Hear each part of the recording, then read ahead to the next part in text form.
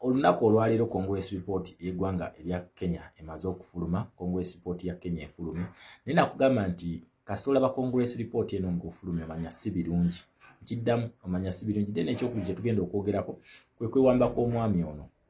ono Sisoko owa Guinea Bissau. Kakati tutandikire ku ono then tujja kulaba tuba tukyalina time tusobole okwogera ku ky'eggwanga lya Kenya eno Congress report eyafulumye. Kati olwedde Congress report ziri 3 ezakafuluma. Tulina Congress report eya Uganda eridde edire nnyo, tulina Congress report eya Rwanda, then kati olunaku olw'eggulo twafunye Congress report. Ennaku z'omwezi 3 twafunye Congress report y'eggwanga lya Kenya yafulumye era nga naye eridde edire nnyo era nga simira warning yemu gye bamuwa. Kubanga nabagamba nti abaami bano abadde bagezaako nnyo okugezaako nga beekuutiriza ku ggwanga erya China ne Russia okugezaako okuva ku interest z'abakizi ab'Amerika. So kati Congress report efulumye era nga bamuwadde warning eri severe nnyo, si zino eza bulijjo zino ezifuluma. Congress report eno weekufulumako nakugamba nti ekiddirira oba ogenda kusabulwa. Yes, either you give in to their terms oba si ekyo ogenda kusabulwa. So atsoke tugendeko mu ggwanga lya Guinea Bissau wano tulabe omwami ono yeewamba tetwamwogerako nnyo. Yes, tetwamwogerako kuba twali tulina ebintu ebyokwogerako byali bingi nnyo ebyali bigenda okukola kye biritutambula. Naye omwami ono atuuka okwewamba nga bali mu kubala kalulu nga provisional results ez'akalulu zikoze eki zifulumye. Okitegera ekintu ekyo era nga ziraga nti Sisoko bakola ki bamutwala. Okitegera bamutwala. Wabula hours after nga provisional results zino zimaze okufuluma balangirira amagye galangirira ne gagamba nti go kakati gali mu control y'eggwanga lya Guinea Bissau. Bannansi basigala beetuddeko. Okitegera bannansi basigala beetuddeko. Naye senga munnayuganda kino ekintu kino kyenjagala tuyige. Omusajja ono wa Uganda essaawa eno ali mu threat, ali mu kutya, tamanyi kikiddako kubanga agezezaako nnyo okututeekamu violence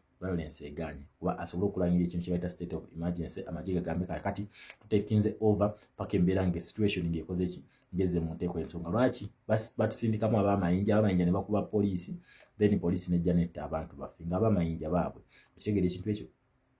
basobole okufuna at least basobole okufuna engeri gye bagenda okulegitimizingamu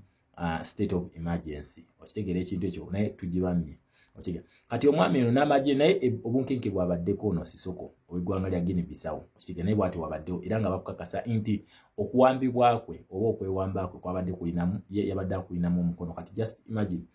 essaawa eno wetwogerera nga yasoose n'afuluma. Yes, yasoose n'afuluma pressure yabaddewo nnyo era yabadde asirise kuba agambye amagye gatekinze over tebamukutte namukwata wadde embeera kibasasi kugira just kujja buzi kufulumya gundi provisional results g'amagye nagagamba kati ensi eri mu mikono gyaffe era waliwo general omu ku babadde bakulira special force ebadde ekuuma president ono abadde akulira amagye agamukuuma yatekinze over era yerayiza nga president w'eggwanga erya Guinea Bissau nga ono wakufuga omwaka mulamba. Buli kimu kigenda kubeera nga bwe kiri okumala omwaka mulamba. Kitegeeza nti akalulu kati already bakazanyidde mu mwaka mulamba. Naye nabugamba zino states zino lwaki reaction tebeera nnyo y'amaanyi nnyo okuva mu America ne Bungereza. States zino si zaabwe. Okitegeera ana amawanga sigaabwe kati kirina kubeera eri bannansi baago ne bagamba nedda kakati ekimala then France esobola okukola ki esobola okureactinga. Naye kasita mutuula butuuzi ne mwesirika always bwe biti bwe biggwa. Okitegera ekyo so bannayuganda twetegereze nnyo ekintu kino kubanga twale examples nnyingi nnyo. Twale example nti we tulemerako tuba tusobola okukola ki tuba tusobola okuwangula, ne examples we tutula ki ekisobola okutuukawo, then ne example nti we tudda ku side y'abali kiki ekituukawo. So tuzirabe tulina examples 3. I think these are enough examples okukola ki ffe bannansi okusobola okuyigira mu zino especially ya Guinea Bissau eno tugyetegereze nnyo kuba ya Guinea Bissau bano kye bali mu kubala kati essaawa eno. Naye mu Uganda only that nti Uganda eno ekizibu kyerina nti it is a Commonwealth state tosobola giwambisa magye nolowooza nti ogenda kufuga. Okitegeera. Then number 2 nti abannansi ba Uganda balagufu nnyo ate n'okwetama bakoze ki beetamiddwa nnyo. Kati level y'okumanya oba obubuufu obuli mu bavubuka b'e Uganda si we bumu n'obwa bali mu Guinea Bissau. Guinea Bissau beebafu nnyo abavubuka baayo. Okitegeera babadde neno opposition eno egamba nti kati ffe tugenda bakolerera katubalwanirira ekyo bula kulasti batuuse okumuwamba nga talina kyakola ki obuwanguzi bwe babuwambye kubanga results provisional results ezabadde zifulumye zabadde ziraga nti akoze ki ali mu lead nga candidate Sisoko babadde bamutwala. Okitegeera kati ndowooza kugamba ono wankwatako ajja kukola ki amagye take over era wetwogerera olunaku olwaleero nga ayingidde eggwanga lya Democratic eggwanga lya Congo Brazzaville essaawa eno gyakola ki gyalinga we basoose okuwamba ennaku abaddemu ennaku nnyingi nnyo nga tafuluma then yamaze pressure nga bagamba gwe bawambye nga gyali mu nju n'addukako mu ggwanga erya Senegal n'asooka n'abeerako mu ggwanga lya Senegal era we yavudde mu ggwanga lya Senegal n'ayingira Congo Brazzaville ng'essaawa eno ali mu Congo Brazzaville omusajja omukulu oyo ali mu kubuzaabuza bannansi ba Guinea Bissau naye kino kyonna kyonna okiddiza bannansi ba Guinea Bissau n'okiddiza ne opposition ye Guinea Bissau tebateekateeka bantu nga His Excellency Kyagulanyi muti omulimu gwatukozeemu kitegeera ekintu ekyo tebateekateeka bantu tisenga situation bweti senga etuukawo what happens senga situation bweti ne bweti etuukawo what happens okitegeera eyo yegundi gye baali balina okuwa abannansi amagye gano babadde tebagakkiriza kola ki to take over ng'otwala otya otakinga otya over nga results zifulumye nga nze ali mu lead okitegeera kubanga kyenjagala munnansi munnayuganda otegeere wakati akalulu kano senga kafuluma waliwo ekintu kye batuyita transition period bumubeera muli mu kalulu amagye tegakkirizibwa mu kalulu obuyinza bwonna bubeera buddidde bannayuganda ensonga lwaki nti president akwata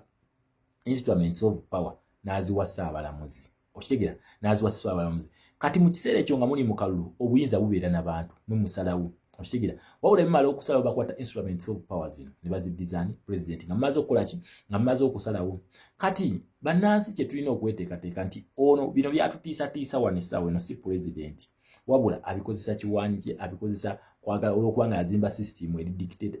eyabadictator ejjudde ba mafias bangi kati bakola bibakola ki ebagadde n'essaawa eno si president okitegeera is a candidate is a presidential candidate eyadduse mu presidential debate okitegeera ekintu ekyo kati we tuba tumaze okulonda ensi eyingira mu neutrality oba neutral eba eyingira mu neutral line etya nti awo tubeera bagita transition period wakati awo era ya Uganda etambula emyezi 5 okuva mu January paka mwezi gw'okutaano bagita transition period etya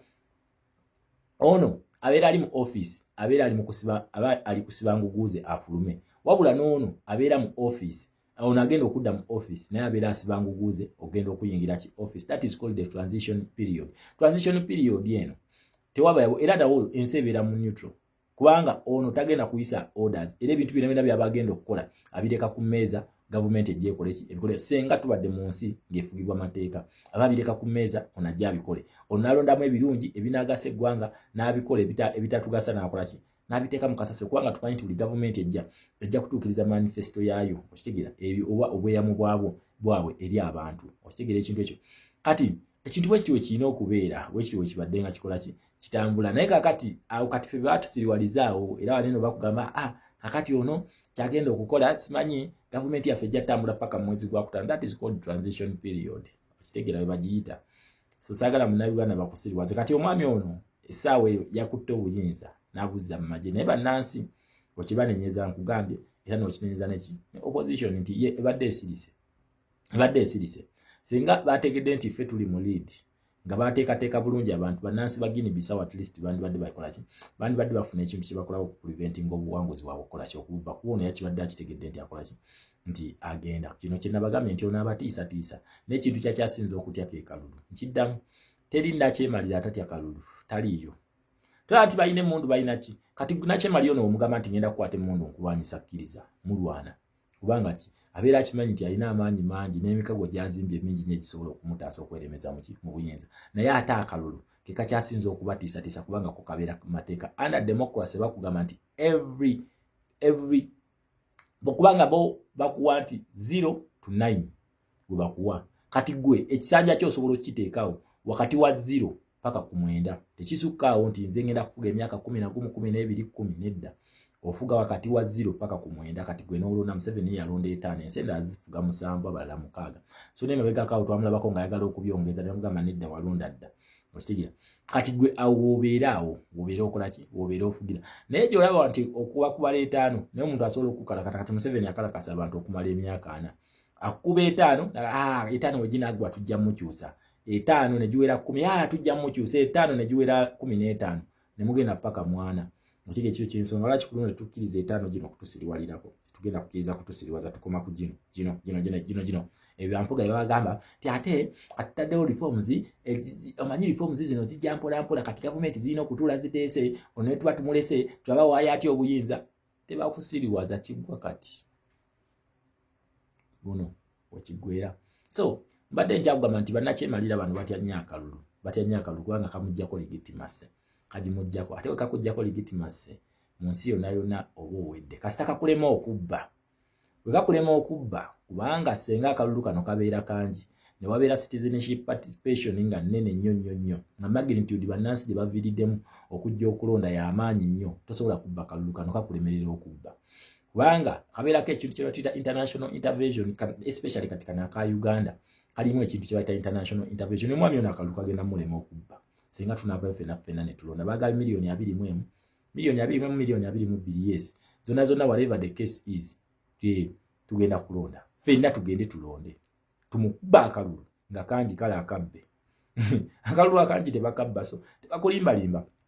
bano bannakyemalira bano ekintu kye bakyasinza okutya mu nsi muno ke kalulu yaba ayagala mulwane always kyobulaba buli kaseera kona ayagala tusindika wali kubanga we mulwana wali aba alina options nyingi nnyo zalonda kwe yabeera alondako by then ensi ebeera mu control ye okitegera kati ye alondako n'agamba kati wana akalulu nsiyitawo kantukole ki ankole kino n'agamba kakati wano kino siyitawo kankole kino okitegera nga muli mu kalulu naye senga mumuwangula mu kalulu aba akoze eki aba awedde batakyalina kyakakasansi talina kyagenda kakasansi okujjako okuwinza kati sisoko ono kyakoze eki kyeyakoze nti yatuuse nga takyalina kyakugamba bantu talina kyagenda kugamba nsi nga provisional results zifulumira kumu nga talinaamu liidi yonna ko yeki nagamba maje mu mpambe twebuzebuze nti mu mpambe akazanyo kake bakazanye buzanye ekyo tebakikulima nti amaje ge Guinea Bissau gawambe gavumenti bakulimba yabadde agezaako okukola kya Mugabe. In fact, yes, yabadde akola kya Mugabe kyennyini katulinde after 1 year what is going to happen next. Lwakuba ye Mugabe obwa smart bwe yali alina ye akikwasa ate civilian. Naye baleno balemeddwa okuzanya smartness ya Mugabe baleme. Okitegera? Ati obola bono we Uganda ye ayagala akivuge akitwale ku Anita Amongo bu akitika Anita Amongo. Adde muteeke ya Mugabe yennyini yayagala okukola. Okitegera ekintu ekyo. Naye ono ye yamulemeredde nga alina kikasukawa alina kiwumuliza maje okitegera kati wabanga yakiwumuliza maje kitegeeze eno teeke yani teeke ya Mugabe yo yamulemye okukola onayagala givugira ku Anita Amongo so twetegereze nnyo ekintu kino kubanga nkugambye nti dictators greatest fear is elections biba kyasinza okutya era Museveni ono buli walowooza akalulu nti kasembera agugumuka ate akalulu ka Uganda ko kano kalalamu kuba ensi nnyingi ekatunuulidde ensi nyingi ezikatunuulidde buli nsekkiririza mu democracy bafuuyirira kagalo buli activist gomanyi wali mu nsi afuuyirira kagalo Uganda ekyuke obuyinza bukwatibwe His Excellency Kyagulanyi kubanga nakuga nti eno Uganda senga Museveni avaako bati mugenda kulaba dictator bagenda okugwa mugenda kulaba ebigo nga bigwa senga Uganda nekyuka bweti mugenda kulaba ebigo kiddamu mugenda kulaba ebigo mugenda kulaba new kid on the block nga batekinze over ngobuyinza bukyuse nakugamba nti wano Uganda yo already nga on spot ekyusiza aba president bana bebakyusa on spot bana Tundu Lissu atunulidde Uganda owe Tanzania Owino Babu owe Kenya atunulidde Uganda Ingabire Victoria owe Rwanda atunulidde Uganda so Uganda ekyusa abantu bangi nnyo ekyusa ensi nnyingi eno Uganda akitegera ekintu ekyo so muna Uganda kyesaagala otye saagala obeemu nakutya nti akalulu kaffe agenda kabba agenda kola kit is going to depend on us ffe tugenda okumuwa gundi eyo okubba akalulu oba obutagimuwa ffe tumuwaamu oba obutamuwaamu kati kigenda kubeera eri ffe kyetusalawo kyekigenda okukolebwa bambi bannansi ba Guinea Bissau batudde ono yerangiriddeko kuddita of which ensi yonna ekakasiza nti eno kuddita yagyetaddeko olwa pressure y'akalulu gye badde tasobola kukola ki kuyimiriramu kyabadde kisusse nnyo nga kyamaanyi nnyo ki pressure nga kimutwala okitegeera ekintu ekyo kati yabadde tasobola kukola ki kukiyimiriramu kakati naffe twetegereze nnyo yes kijja ki ebintu bino mbikuleetera tugezeeko nnyo okwetegereza ebintu bino bikole ki engeri gye bigenda okutambulamu twetegereze nnyo let us keep a keen eye on our ballots ebyo batandise okuyiyayiya londodde waka omala okulonda ki ekikusigaza ku polling station ojja kudda nga bakabala wakati awo mwagala kukolerawo ki bakulu mwagala kukolerawo ki awo wakati waakiri tujja kulonda era tuddemu tusimbe layini tujja kulonda tuddemu tusimbe layini kati ono omupya waabazze nga ffe tusigala twesimbera bwe bateri kuva ku polling station tovaawo senga tunaaka kumwana ku polling station onawedde ebyo byatandika ebyo digital transmission eno okubaawo bannansi mubeera olwedde mwebasenga gwakoma ku polling station okumanya akalulu ko tewagenda paka ku district level tewagendayo naye senga bannayuganda omutwalo gumu tunagenda e Kampala wano ku district awo n'abala mutwalo nga gugenda buli district ku kitebe ne gubeerawo omutwalo gw'abantu gumu bwe guti talina amagi gasobola kutukontrolinga talina basirikale 100 basobola kuwa tali sente emu tajirina talina mbwa bakwate 10 baba batade ku tali sente emu oba ku polling station emu tabalina just fe batutiisa butiisa ebyo bintu babiteekako just kuteekako intimidation kugezaako okulaga nti security wise tuli battabu nnyo talina lwaki emmotoka ze zimu ezigoberera his excellence Kyagulanyi buli wagenda zonna zifaanagana so Uganda twetegekera akalulu twetegekere mu Uganda tugenda mu Uganda kyolina okukola emphasize your people to vote they have to vote everyone has to vote buli omu alina okulonda okitegera buli omu anaagenda n'alonda ffenna tugenda kulonda then we tunaamala okulonda ki tugenda kuba omuntu akalulu tugenda kamukuba kakati yatubulira entebe agituwa oba tagituwa kati okugenda kubeerawo okusalawo okwe wabula era ekintu kye nsaba elementi za chaos oba elementi ezigezaako okuleeta violence mu kalulu kano tusooke tuzeegendereze nnyo nazo tusobole ozirwanyisa these are not one of us bano si baffe okitegera bano si baffe balina gye bava balina eri side gye basubscribingako so kyenkusaba ekintu kimu twetegereze nnyo buli omu abeere wa security ku munne gwe oba oyimiridde ku muntu tunuulira oyo omuntu akuddiridde awo akikyakola kikolwa kikyakola kyakasuka mayinja omulaba nga akasuka mayinja otabeera omu ku ffe fere tukasuka mayinja okitegera ekintu ekyo omulaba nga akumye emirembe oyo ye munnaffe okitegera ekintu ekyo oyo munno naye akasuka amayinja tubakoleko kubanga bano batuteekebwamu buteekebwa then bajje batusiga ekifaananyi ekibindi ffe